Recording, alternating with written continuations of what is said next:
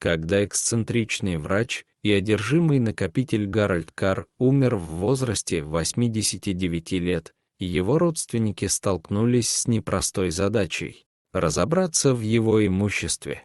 Его дом был забит грудами медицинского оборудования, пивными кружками, тысячами квитанций, нашелся даже шпионский дрон времен Второй мировой войны. Но все их усилия того стоили, когда они открыли дверь его гаража и наткнулись на золото.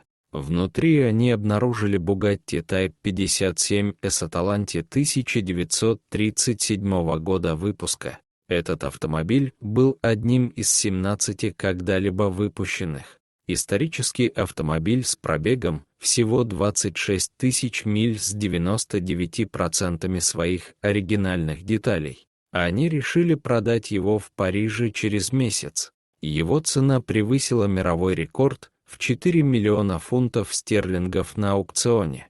Аукционисты выставили резервную цену в 3 миллиона фунтов стерлингов за двухместный автомобиль, описанный как одна из лучших дорожных спортивных машин золотой эры 1930-х годов. 15 из 17 аталантов все еще существуют. Эта конкретная модель изначально принадлежала Эрлу Хау, ведущей фигуре в сфере британского автоспорта.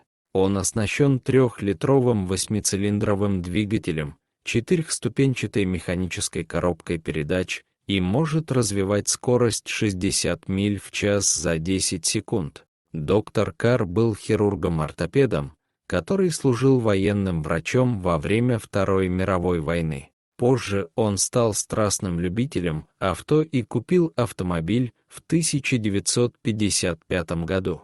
Он ездил на нем несколько лет, прежде чем оставить его в гараже рядом со своим домом в Госфорте.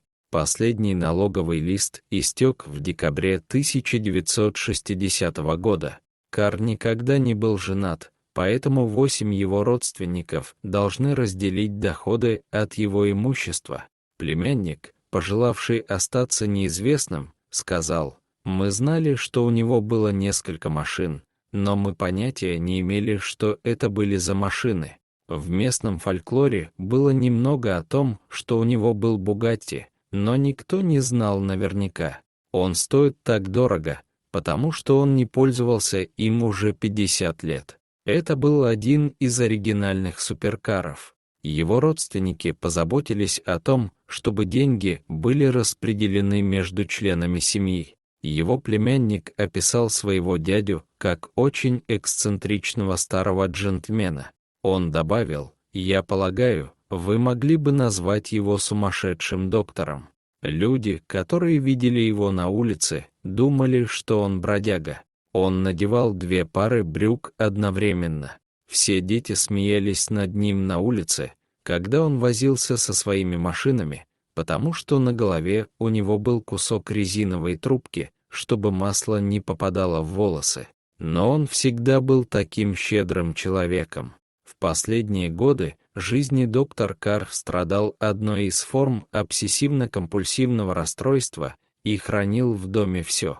В его отдельном доме были сложены папки стопками высотой 180 сантиметров, включая даже квитанции за карандаши, купленные в 1950-х годах. На протяжении многих лет доктор Карр сопротивлялся многим предложениям купить Бугатти.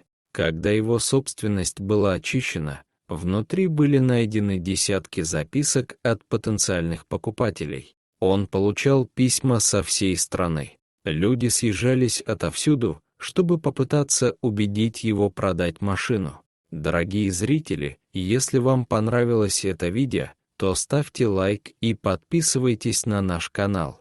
До свидания.